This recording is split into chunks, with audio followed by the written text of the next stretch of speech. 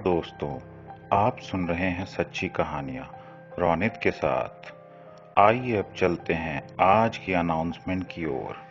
कल की हमारी कहानी जिन्नात की वासना पर पहला कमेंट निशा अग्रवाल जी ने किया था। निशा अग्रवाल जी को इसके लिए बहुत बहुत धन्यवाद। आइए अब बढ़ते हैं आज की अपनी कहानी की ओर। मेरा नाम संजय है और ये कहानी मेरे खुद के साथ घटी हुई आप बीती है। मैं जब अपने टीन एज में था और 20s तक मैं किसी भी शक्ति में नहीं मानता था, ना ही पूजा पाठ किया करता था। हालांकि मेरे घर में अच्छे तरीके से पूजा पाठ करना, दोनों समय आरती पूजा और बाकी की चीज़ें होती थीं, लेकिन मुझे इससे कोई खास फर्क नहीं पड़ता था। मैं अपने और अपने दोस्तों में मगन रहने वालों में से था। लेकिन धीरे धीरे जब हमारे कॉलेज की पढ़ाई पूरी हो गई और उसके बाद सभी दोस्तों की अच्छी नौकरियां लग गई, लेकिन मैं वैसा का वैसा ही बना रहा। मुझे अच्छे से अपने ऊपर कॉन्फिडेंस होने के बावजूद, उन लोगों से ज़्यादा नंबर पाने के बावजूद कोई भी अच्छी नौकरी नहीं मिल रही थी।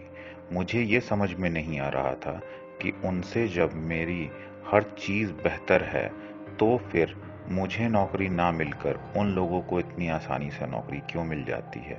पहले तो मैंने इसके लिए अपने किस्मत को कोसा, फिर बाकी दुनिया को, फिर और भी चीज़ों को कोसा, लेकिन कभी ये समझने की कोशिश नहीं की कि इसके पीछे कारण क्या क्या हो सकते हैं, क्योंकि ये चीज़ें समझने के लिए शायद इतनी समझदारी ही मुझ में नहीं थी। काफ़ी समय तक यूं ही दुनिया के धक्के खाने के बाद मुझे अजीब अजीब से ख्याल आने लगे। एक बार तो सुसाइड करने का भी मन किया, लेकिन मैंने सोचा कि अगर दुनिया मेरे समझदारी को नहीं समझ सकती, तो इसमें मुझे अपने जान देने की क्या ज़रूरत है। या शायद सही सही कहें तो मुझ में इतनी हिम्मत ही नहीं थी कि मैं खुद की जान ले सकूं।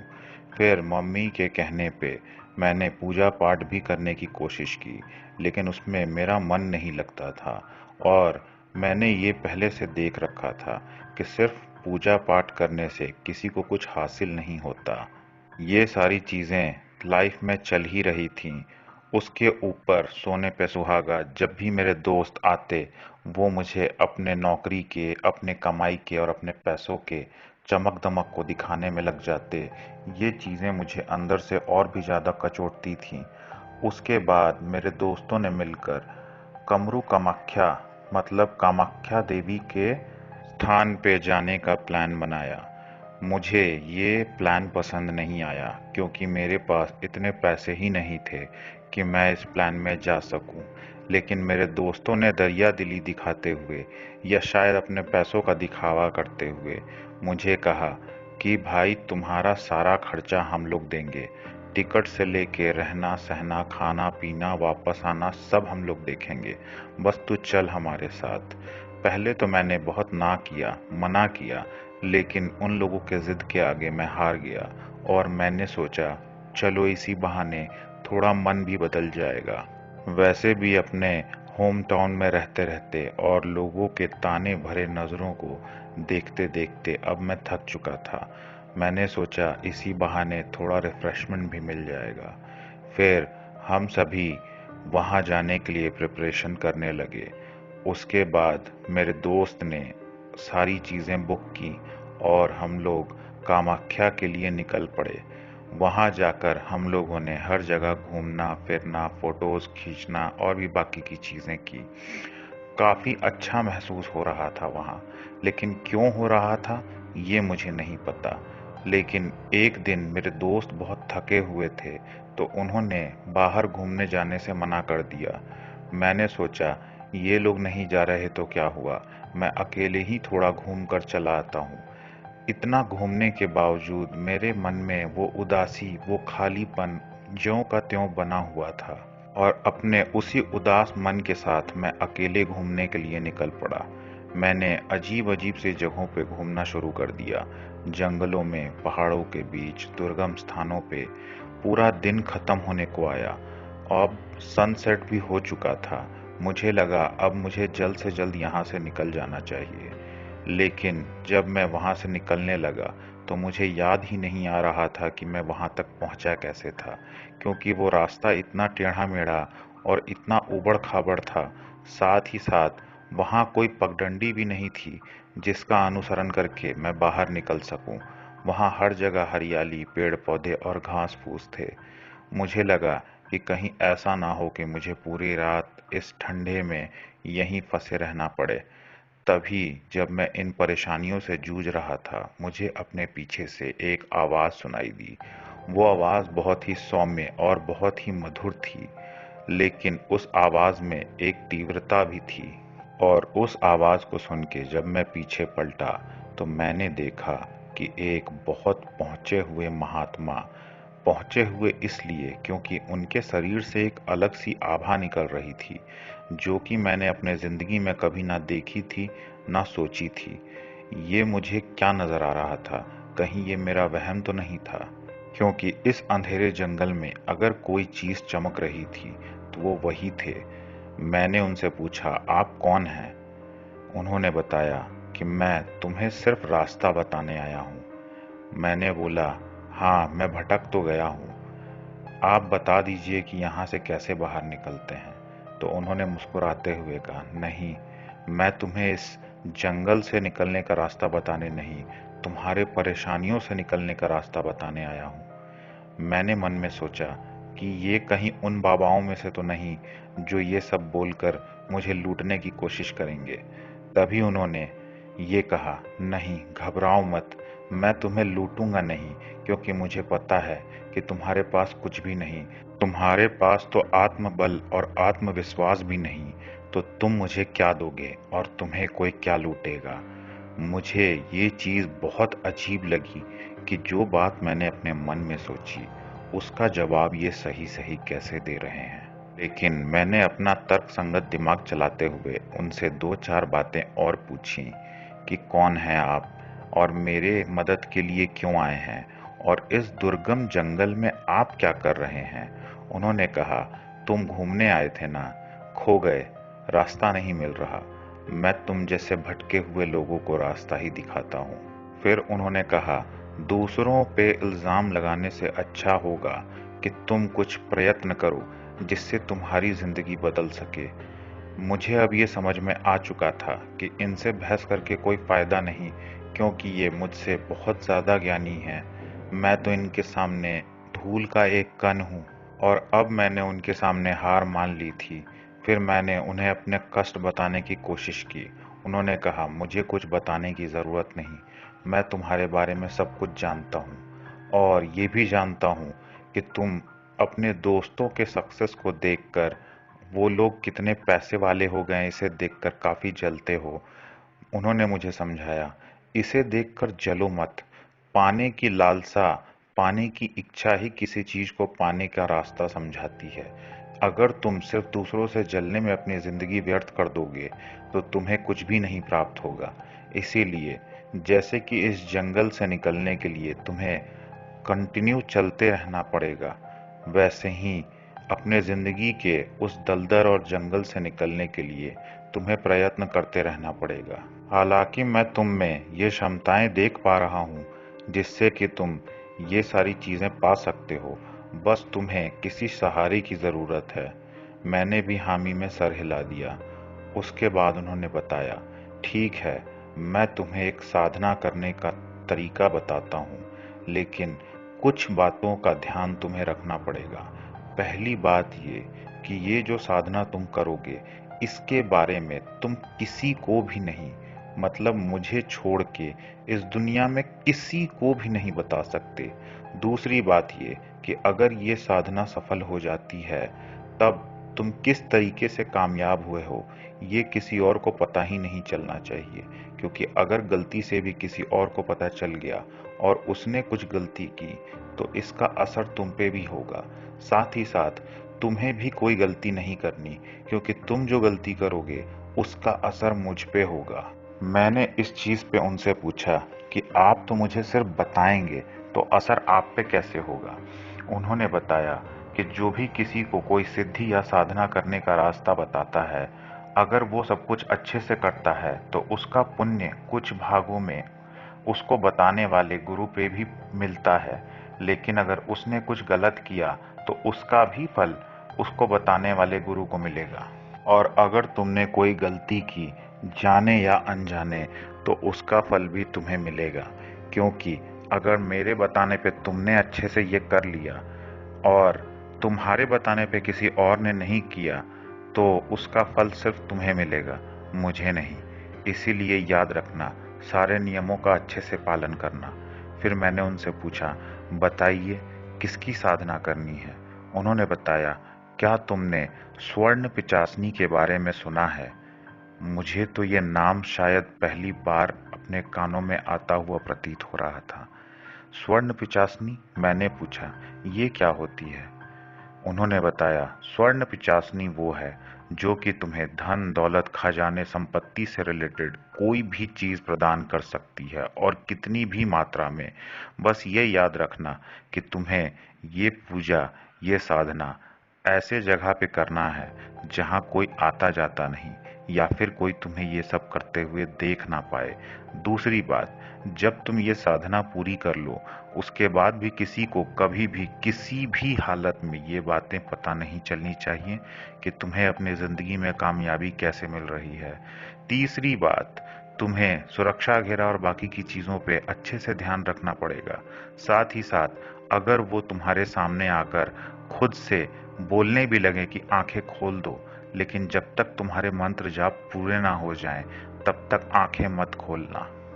फिर मैंने पूछा, ठीक है, और कुछ? फिर उन्होंने बताया, याद रखना, जब भी हम किसी की साधना या सिद्धि करते हैं तो उन्हें किसी एक रूप में हम लोग पुकारते हैं और आवाहन मंत्र का जाप करते हैं। तो तुम उन्हें या तो माता, या तो बहन, या फिर मित्र रूप में ही पुकारोगे। गलती से भी, याद रखना, गलती से भी प्रेमिका रूप में उन्हें मत बुलाना, वरना तुम्हारे साथ जो होगा वो मैं सोच भी नहीं सकता। ये गलती गलती से भी मत करना। मैंने पूछा, आप ही बता दीजिए मैं उन्हें किस रूप में पुकारूं? उन्होंने कहा, सबसे अच्छा तो यही होगा कि तुम उन्हें माता रूप में पुकारो, क्योंकि जैसे माँ अपने बच्चों का ध्यान रखती है, उसके साथ कुछ गलत नहीं होने देती और हर तकलीफ आने से पहले ही उसे बता देती है, वो भी तुम्हारे साथ वैसे ही करेंगी। इसीलिए सबसे अच्छा यही होगा कि तुम उन्हें माता रूप में पुकारो। मैंने हामी भर दी। फिर उन्होंने मुझे सारी बातें बताना शुरू किया, और ये बातें मैं आप लोगों को नहीं बता सकता। उन्होंने सब कुछ बताया कि ये पूजा कैसे होगी, कितने दिन लगेंगे और बाकी की चीज़ें। जब उन्होंने सब कुछ बता दिया तो उसके बाद मैंने उन्हें प्रणाम किया और उन्होंने कहा, जाओ और ध्यान रखना, कभी किसी को ना पता चले। मैंने हामी में सर हिला दिया और उसके बाद अपने दोस्तों के पास पहुंचा। उन लोगों ने मुझसे पूछना शुरू कर दिया कि तू इतने देर तक कहाँ था, कहाँ चला गया था, अकेले कहाँ घूम रहा था? मैंने उन लोगों को बताया कि मैं इधर उधर घूम रहा था। उसके बाद मैं गलती से एक जंगल में चला गया और वहां मैं खो गया, और वहीं से बाहर निकलते निकलते मुझे इतना देर हो गया। उन लोगों ने कहा, चल कोई बात नहीं, कम से कम तू यहाँ तक पहुँच तो गया। कल हम लोग यहाँ पे आखिरी दिन घूमेंगे, उसके बाद अपने घर वापस लौट जाएंगे। मैंने हामी में सिर हिला दिया और अंदर ही अंदर अब मैं बेचैन हो रहा था कि मैं जल्द से जल्द घर पहुंचकर वो साधना शुरू करूं। लेकिन मैं अपने दोस्तों को ये बात तो बता नहीं सकता था, इसीलिए मैंने उनसे कुछ नहीं कहा और नॉर्मल बिहेव करने की कोशिश करने लगा। लेकिन अगले दिन जब हम लोग घूम रहे थे तो उन्हें एक चीज़ बहुत अजीब लग रही थी। पहले मैं घूमने फिरने में बहुत ज़्यादा इंटरेस्ट दिखा रहा था, लेकिन अब पता नहीं क्यों मुझे घूमने फिरने में मन ही नहीं लग रहा था।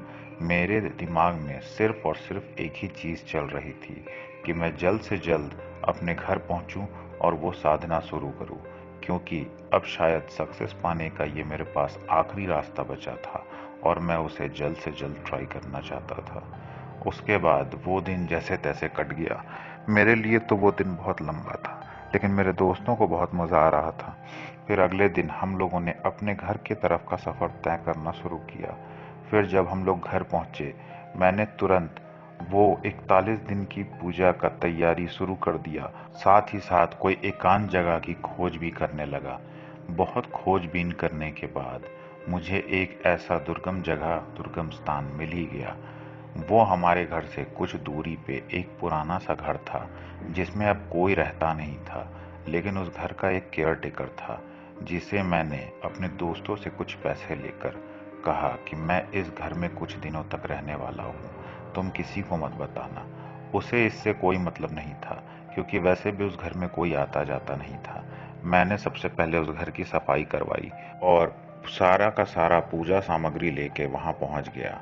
मैंने सब कुछ जैसे बताया गया था उसी तरीके से किया, और मैंने अपने घर में ये बता दिया था कि मैं सरकारी नौकरी के लिए एग्ज़ाम्स की तैयारी कर रहा हूँ, इसीलिए रातों में मैं घर पे नहीं आऊँगा।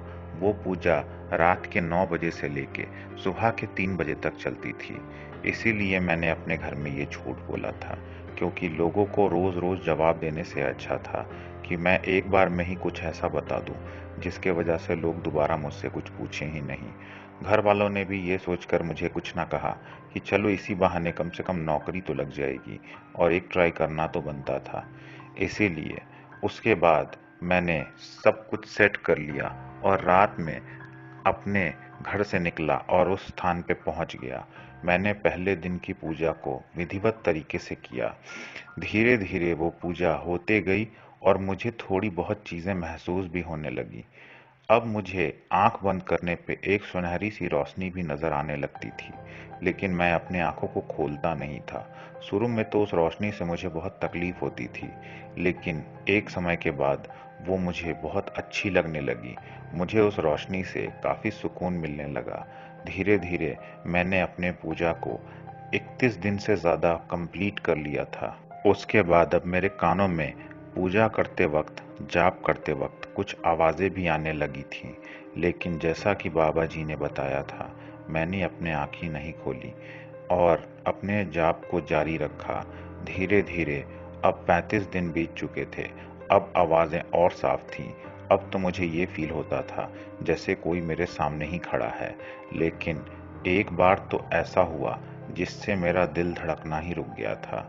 मैंने जब माला घुमाना शुरू किया और एक एक मनके पे एक एक जाप करना शुरू किया, तो अचानक से किसी ने मेरे माले को अपने हाथों से पकड़ लिया। मैं उसके उंगलियों को अपने उंगलियों से फील कर पा रहा था, लेकिन मनके को पकड़े रहने के बावजूद मैंने जब जाप बंद नहीं किया, तो थोड़ी देर में सामने वाली ताकत ने, शक्ति ने उस मंत्र जाप वाले माला को छोड़ दिया। उसके बाद मैं उसी तरीके से जाप करने लगा। हालांकि मुझे डर भी बहुत लग रहा था और बार बार ये महसूस हो रहा था कि मैं अपनी आंखें खोल दूं, लेकिन जैसा कि बाबा जी ने कहा था, मुझे अपनी आंखें नहीं खोलनी थी। धीरे धीरे जब 40 दिन कंप्लीट हुए, तो अब तो आलम ये था कि कोई मुझे छू रहा है या मेरे आसपास बिल्कुल बगल में बैठा है, ऐसा महसूस होने लगा था। लेकिन मैंने अपने हिम्मत को बनाए रखा और उसी तरीके से जाप करता रहा। जब 41वां दिन शुरू हुआ, तो जाप शुरू होते के साथ मेरे कानों में एक आवाज पड़ी, इतनी मेहनत क्यों कर रहे हो? मैं आ गई हूँ, आंखें खोलो, मांगो तुम्हें क्या मांगना है। मैंने कुछ ना बोलकर जाप जारी रखा। सामने से मुझे 2-3 बार धमकियां भी मिली, आंख खोल, मांग जो मांगना है, अब क्यों जाप कर रहा है? अगर तूने ये जाप बंद नहीं किया तो मार डालूंगी तुझे। मैंने कोई ध्यान नहीं दिया और अपने जाप को जारी रखा। काफी देर तक यही सब होते रहा, लेकिन धीरे धीरे मैंने जब अपने जाप का आखिरी मंत्र पढ़ा, उसके बाद सब कुछ नॉर्मल हो गया। जब मैंने आंखें खोली, तो सामने एक स्वर्णिम रंग की एक दिव्य शक्ति खड़ी थी। हालांकि उसके रोशनी से मुझे वो साफ साफ नजर तो नहीं आ रही थी, लेकिन ये साफ पता चल रहा था कि वहां कोई आकृति खड़ी है, जो कि स्वर्ण कलर की, स्वर्ण रंग के चमक से पूरी तरीके से लबालब भरी हुई है। मैंने भी सोचा कि मैं तुच्छ इंसान क्या इन्हें पूरी तरीके से देख पाऊंगा। इसीलिए मैंने प्रणाम करते हुए कहा, मैंने आपको माता रूप में पुकारा है, कृपया माता की तरह मेरा मार्गदर्शन कीजिए। उन्होंने कहा, हाँ, तूने मुझे माता के रूप में पुकारा है और मैं भी तुझे अपने बेटे के रूप में स्वीकार करती हूँ। लेकिन उन्होंने मुझसे 3 प्रतिज्ञाएं ली। मैंने वो प्रतिज्ञाएं दे दी। फिर उन्होंने कहा, अगर तूने गलती से भी किसी को मेरे बारे में बताया तो तेरे साथ क्या होगा ये तू सोच भी नहीं सकता। क्योंकि माता अगर कोई बच्चा आज्ञा ना माने उसे सजा भी देती है। याद रखना ये चीज। और मैं जो सजा दूंगी वो तू बर्दाश्त नहीं कर पाएगा। मैंने हामी में सर हिलाया। मैंने कहा, माता, मैं कभी किसी को नहीं बताऊंगा इस बारे में। ना ही आप मेरी मदद करती हैं इस बारे में। इस बारे में मैं किसी से भी बातचीत नहीं करूंगा। फिर मैंने अपनी तकलीफें उन्हें बता दी। उन्होंने कहा, जाके सो जा। अब तेरी तकलीफें मेरी तकलीफें हैं। उसके बाद ऐसा ही हुआ। जब मैं अगले दिन सोकर उठा तो मुझे अचानक से एक ऐसे कंपनी से फोन आया जहां मैं कभी इंटरव्यू के लिए गया ही नहीं। उन लोगों ने सामने से मुझे फोन कर कहा, आपका सिलेक्शन हमारे कंपनी में हो गया है। सिर्फ फॉर्मेलिटीज के लिए आकर डॉक्यूमेंट सबमिट कर दीजिए। मुझे ये समझ में नहीं आ रहा था कि जहां मैंने इंटरव्यू ही नहीं दिया वहां डायरेक्ट मेरा सिलेक्शन कैसे हो सकता है। फिर मुझे याद आया कि कल रात क्या हुआ था। अब मुझे सब कुछ समझ में आ चुका था। मुझे ये बहुत ही क्लियर था कि ये नौकरी मुझे सिर्फ और सिर्फ उन्हीं के वजह से मिली है, क्योंकि स्वर्ण पिचासनी माता ने मुझे ये कहा था कि अब तेरी फिक्र मेरी फिक्र है। फिर जैसा उन्होंने कहा था वैसा ही हुआ। मैं वहां गया, डॉक्यूमेंट सबमिट किया और जब पैकेज पता चला मुझे तो मेरा तो दिमाग ही घूम गया था, क्योंकि मुझे वो पैकेज ऑफर किया जा रहा था जो कि मेरे कई दोस्तों का भी नहीं था। वो पैकेज शायद मैं उसके लिए एलिजिबल भी नहीं था, लेकिन अच्छा पोस्ट और अच्छा पैकेज कौन ठुकराता है। वैसे भी मैंने ये सारी चीज़ें तो इसीलिए की थी। मैंने उस पैकेज और पोस्ट को एक्सेप्ट कर लिया। और तो और वो लोग जो काम करते थे वो मुझे पता तक नहीं था, लेकिन उस काम को सीखने में मुझे कोई कठिनाई नहीं आ रही थी। दिन ब दिन मुझे और भी ज़्यादा इधर उधर से कोई ना कोई अमाउंट पैसा खुद ब खुद आ जा रहा था।